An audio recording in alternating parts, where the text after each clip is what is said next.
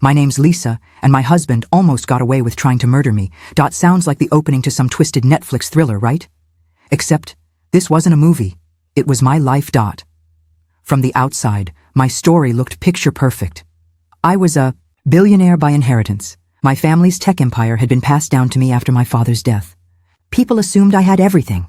A sprawling glass mansion on the California coast, staff that handled every detail of my life, closets full of couture gowns, and of course, the tall, charming husband who smiled at me like I was his entire world. But here's the thing about perfect. It can be the most convincing mask for pure evil.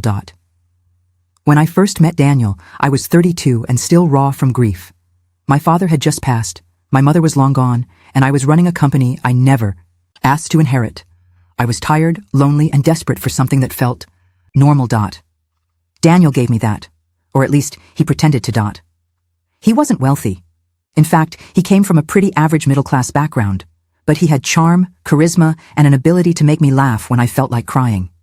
He told me he didn't care about my money. He only wanted me. And after years of being treated like an ATM by people who wanted a piece of my fortune, that kind of attention felt intoxicating. We married within a year. And for a while, I believed I'd finally found a partner who loved me for me. But fairy tales don't last forever. At first, it was little things. Odd business trips, late-night texts from coworkers, the way his eyes lingered too long on waitresses when he thought I wasn't looking. I brushed it off. I told myself I was paranoid. After all, wasn't I the lucky one? I was the billionaire, and he had chosen me. Then came the lies. Receipts for dinners I didn't attend. Hotel charges in cities he never told me he was visiting. Credit card transactions at jewelry stores when I hadn't received a single necklace. And then the message. One night, while he was in the shower, his phone lit up. Normally, I would never invade someone's privacy like that, but something inside me snapped. I picked it up. The text read, "Miss you already, babe. Can't wait till he's out of the way for good." Not she, not her. He. I froze. For a second, I thought maybe it was a typo, but as I scrolled, the truth unfolded like a nightmare. I couldn't wake up from. Daniel wasn't just cheating on me. He had 4 girlfriends. 4. Each one convinced they were his real love, each one oblivious to the others. And worse, he was feeding them stories. Telling them I was cold, controlling, and cruel. That he was trapped in a loveless marriage with a greedy wife who only cared about money. He painted himself as a victim, while living off my fortune. But the real horror came when I discovered his ultimate plan.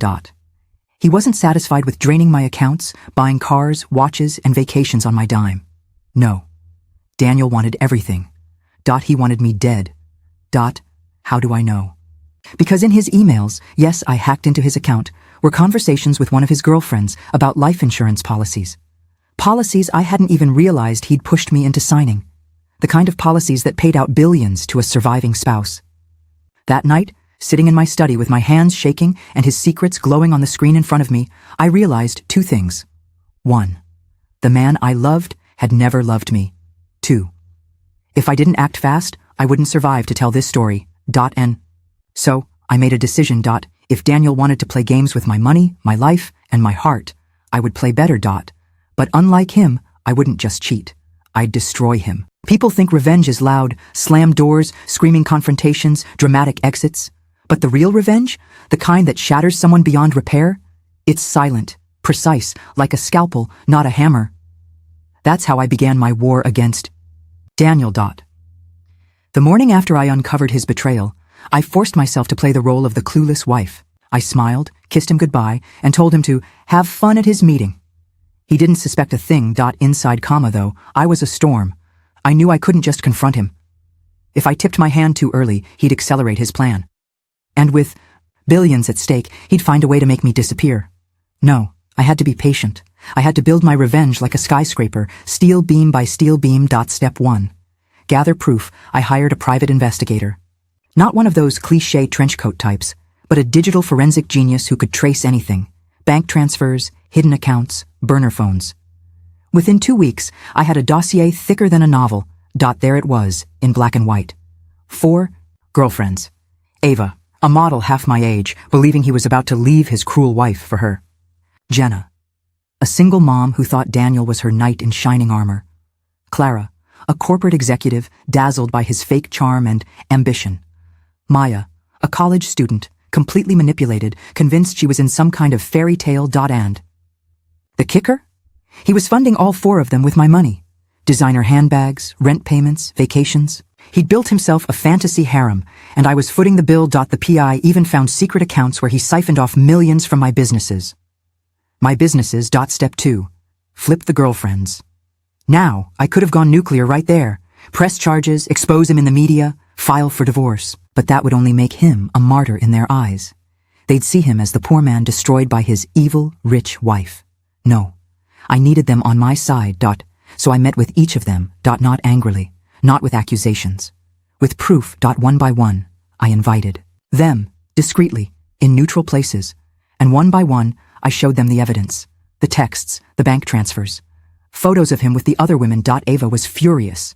She'd been promised the world, only to realize she was just one of four. Jenna cried. She had introduced him to her child. Clara?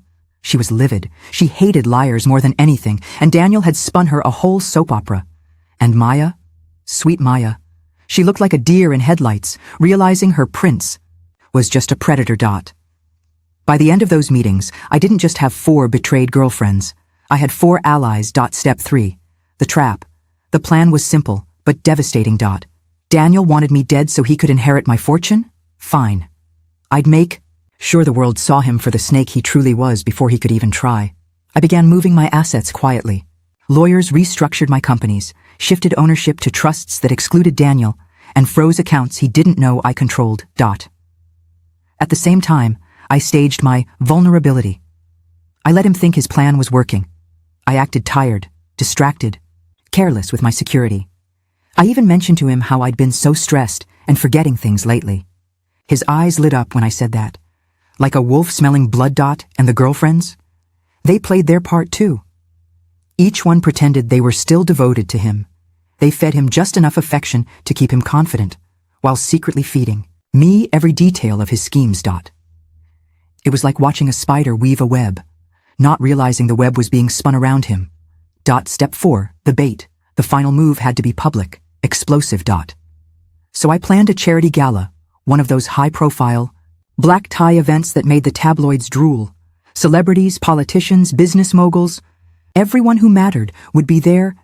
And Daniel? He loved being paraded as the successful husband of a billionaire. Of course, he insisted on attending.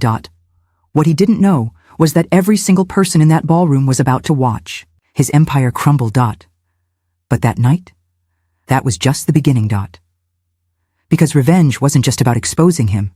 It was about ensuring he could never recover. The night of the gala arrived like a storm wrapped in diamonds. The mansion was lit up like Versailles, crystal chandeliers, champagne towers, a red carpet lined with paparazzi. Every influential figure in Los Angeles seemed to be there. Senators, CEOs, A-list actors. And at the center of it all, Daniel, my perfect husband, grinning like the king of the world. He wore a custom black tuxedo I'd bought him, cufflinks that cost more than some people's homes, and the smug expression of a man who believed he owned me. And soon, all I had. If only he knew. I floated into the ballroom in a silver gown that shimmered like liquid metal, my smile calm, my heart steady. Inside, I was pure fire, ready to burn down the empire he thought was his. The guests of honor. What Daniel didn't realize was that his girlfriends were there too. Not on his arm, of course. Each of them had been invited by me, seated strategically among the crowd. They looked stunning, confident, radiant. He didn't even notice them at first, too busy basking in the spotlight. But I caught the exact moment his eyes landed on Ava. Then Clara. Then Jenna. Then Maya. His face twitched. For just a second. Then the mask returned. He couldn't afford to break character in public. Not yet. Good. I wanted him uncomfortable. That was just the appetizer. The speech midway through. The night, I tapped my champagne glass and stepped onto the stage. The room hushed, cameras flashing. Ladies and gentlemen, I began, my voice steady but sweet. Thank you all for being here tonight. This gala is more than just a celebration of generosity. It's about truth. And tonight, I'd like to share some of mine. Daniel clapped politely, trying to act supportive. He had no idea the noose was already around his neck. I gestured to the giant screen behind me. Meet the man I thought I married. And with a single nod, the lights dimmed, and the slideshow began. The evidence photo after photo. Text after text, emails, screenshots, bank transfers. Daniel with Ava in Paris. Daniel wiring money to Jenna. Daniel buying jewelry for Clara. Daniel promising Maya a life together. The crowd gasped. Whispers turned into gasps, gasps into outright laughter. Politicians covered their mouths. Celebrities raised their phones to record. And then the emails about my life insurance policy. The messages about getting rid of her soon. The room froze. It wasn't just infidelity anymore. It was attempted murder. I turned, my eyes locking on him. This is the man who vowed to love me, honor me, protect me. Instead, he used my wealth to fund 4 affairs and plotted my death to inherit everything I built. Ladies and gentlemen, meet Daniel, the parasite in a tuxedo. The crowd erupted. Some gasped, others jeered. Cameras flashed like lightning. The girlfriends stood up one by one, walking toward the stage. Ava. He told me you were abusive. Jenna. He promised he'd raise my son as his own. Clara. He swore he was divorcing her for me. Maya, voice trembling. He said I was the only one. Every word was a nail in his coffin. The downfall. Daniel's face drained of color. He stammered, tried to laugh it off. Lisa, this is insane. They're lying. She's twisting everything. But the evidence was undeniable. And worse, I'd invited not just socialites and celebrities to this event. I'd invited the district attorney. Right on cue, 2 officers stepped forward. Daniel Smith, one announced, you are under investigation for fraud, conspiracy, and attempted insurance fraud. You'll need to come with us. The cameras went wild. Reporters shouted questions. Guests whispered in disgust. Daniel was pale, sweating, choking on his own downfall. He looked at me, his eyes wide with desperation. Lisa, please, you can't do this to me. I smiled. Oh, Daniel, I'm not doing anything to you. You did this to yourself. The handcuffs clicked. He was dragged out of the ballroom, his perfect mask shattered forever. The power shift that night. The story exploded across every news outlet. Billionaire wife exposes cheating husband at gala. Headlines screamed betrayal, scandal, and attempted murder. Daniel became a punchline. The girlfriends? They became heroines for standing by me. And me? I became the woman who turned humiliation into triumph. But revenge wasn't over yet. Destroying him socially and legally was just the beginning. Because I had one more move. The one that would make sure he never crawled back into my life again. Most people thought the gala was the end of Daniel, but I knew better. Men like him don't go down quietly. They crawl, they beg, they manipulate. Even when stripped bare in front of the world, they cling to whatever scraps of power they can. Fine. So. While the tabloids feasted on his downfall, I was already preparing the final strike. The prison play. Daniel wasn't locked up immediately. The DA needed time to build the attempted murder case, so he was out on bail, which meant he had just enough freedom to start scheming again. And he did. He called. He texted. He even showed up outside my gated estate once, screaming that I'd set him up. My security had him removed, but his desperation was clear. What he didn't realize was that everything he did while on bail was being recorded. Harassment, threats, violation of restraining orders. Each incident added weight to the mountain already crushing him. The money trap. But I wasn't satisfied with just prison time. I wanted him broke.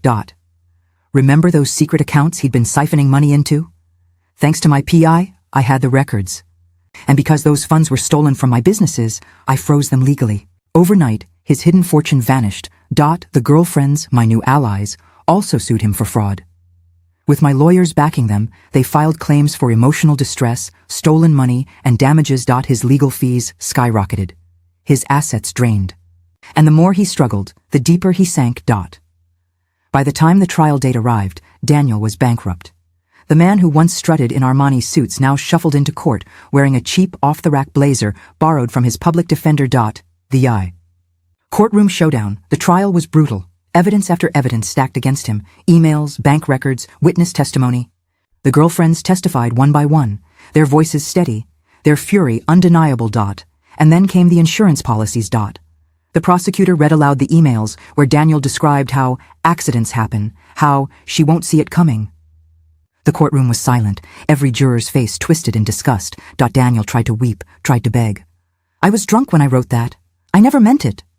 But the truth was too clear. The jury deliberated for less than 3 hours. Guilty. Fraud. Embezzlement. Conspiracy. Attempted insurance fraud. The judge sentenced him to 25 years without parole. When the gavel struck, I felt a weight lift off my chest. For the first time in years, I could breathe. Daniel was escorted away in cuffs, his once perfect hair disheveled, his charm stripped bare. He didn't look like the golden husband anymore. He looked exactly what he was, a parasite caught. In his own web. And me, I rebuilt. I refocused on my company, my charities, my life.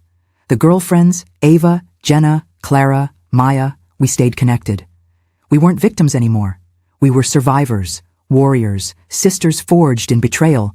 Together, we turned pain into power. Message people still ask me if I regret marrying him. The answer? No. Because Daniel taught me something no business school, no inheritance, no billionaire boardroom could have. That love without respect is poison. That wealth means nothing if it's not protected. And that revenge, when done right, isn't about rage.